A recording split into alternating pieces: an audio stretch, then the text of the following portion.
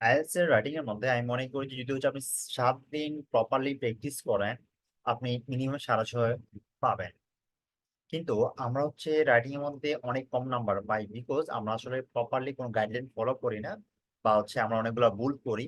সেখানে হচ্ছে আমাদের রাইটিং এর মধ্যে অনেক নাম্বার স্কোর কম আসে।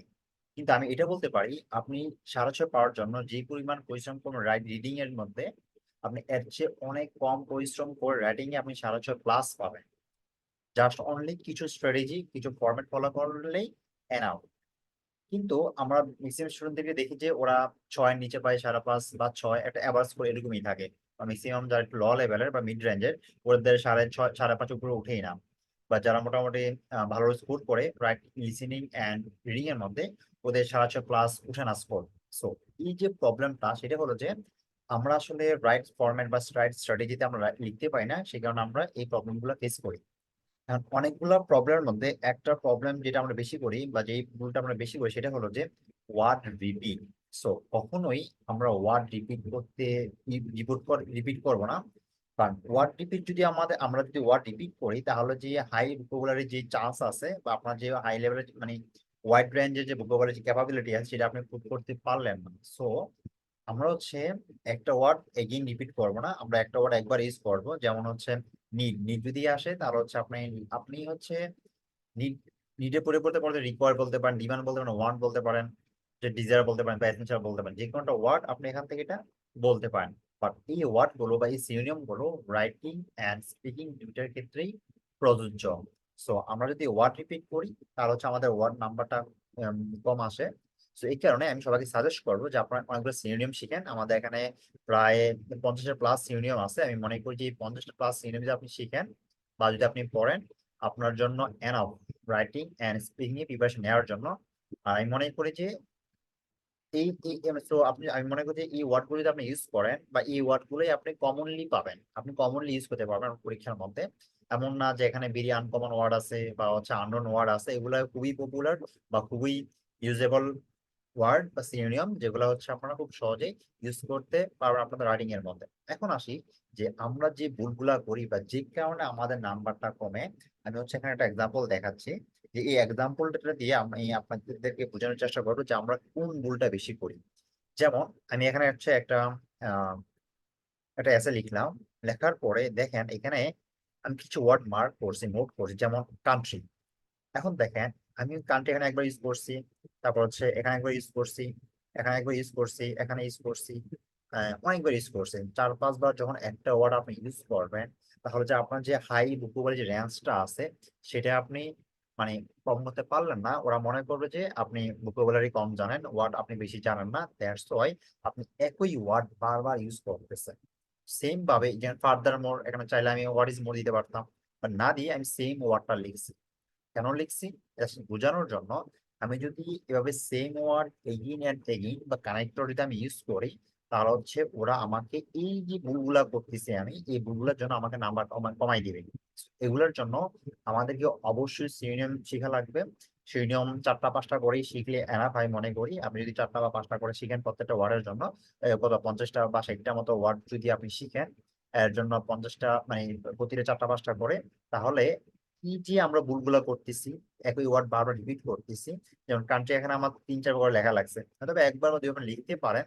যে ওয়ার্ডটা হচ্ছে বেশি মানে আহ বেশি হচ্ছে ইয়ে নাই, বেশি সিনোনিম ইউজ করার মতন না, সেই ওয়ার্ডটা আপনি একাধিকবার 2বার ইউজ করতে পারেন। বাট যে ওয়ার্ডটা আপনি অনেকগুলো আপনি সিনোনিম পান, বাট ওই ওয়ার্ডটা ট্রাই করবেন যে ওই যে আদার যে সিনোনিম গুলো আছে সেগুলো ইউজ করার জন্য। বিকজ আপনি বুঝাবেন যে আপনার ওয়ার্ড যে ইউজ করার যে ক্যাপাবিলিটি আছে, এটা আপনার ভালো, বা আপনার হাই রেঞ্জের ওয়ার্ড আছে ওনার মাথায়। সো এটা আপনাকে প্রুভ করতে হবে।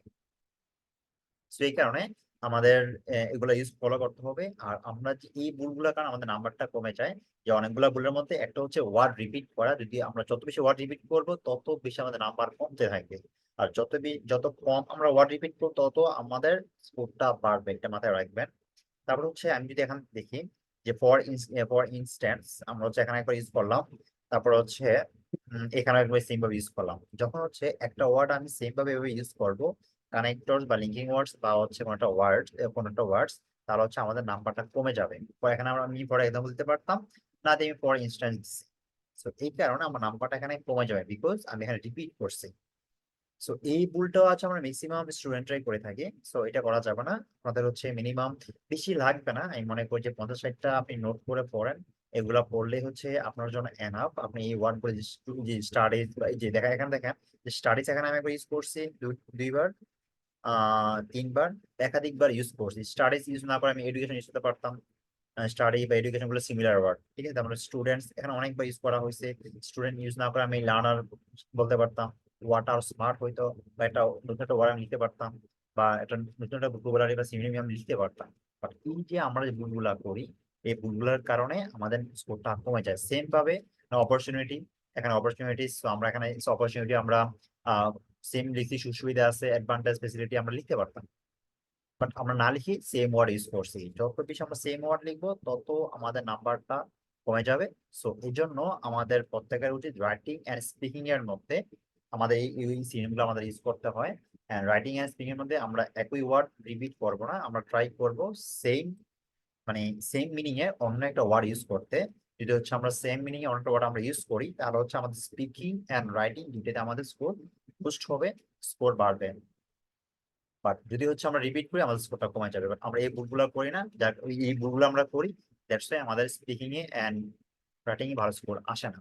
আর আমরা যে ভুলগুলা করি আসলে স্পিকিং এন্ড রাইটিং এর জন্য আমি মনে করি যে 1 উইক এনাফ, মানে মিনিমাম 650 পাওয়ার জন্য। কিন্তু আমরা হচ্ছে লং টাইম সময় আমরা স্পেন্ড করে আমরা 650 পাই না, বিকজ আমাদের আমরা প্রপারলি গাইডলাইন পাই না, বা আমরা হচ্ছে প্রপারলি কি প্রিপারেশন নেওয়া দরকার আমরা সেভাবে নিতে পারতেছি না, দ্যাটস আমাদের নাম্বারটা এখানে কমে যায়। কিন্তু আমরা লিসেনিং এন্ড রিডিং আমরা যে ফোকাসটা করি, ওইটা যদি 10 ভাগের যদি আপনি সাপোজ 3 ভাগও করেন, আমি মনে করি যে আপনি স্পিকিং এন্ড রাইটিং এ অনেক ভালো নাম্বার পেয়ে যাবেন, বিশেষ করে যারা রিডিং এ বেশি ফোকাস করেন আর কি, তাদের অফিসে।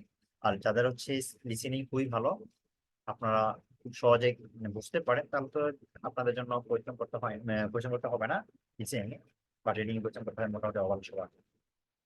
বাট এই দুইটা মডিউলের পাশাপাশি অবশ্যই আপনারা রিডিং, রাইটিং এন্ড স্পিকিং এ ফোকাস করেন। এখানে ফোকাস করলে আপনারা অল্প পরিশ্রমে ভালো একটা স্কোর করতে পারবেন।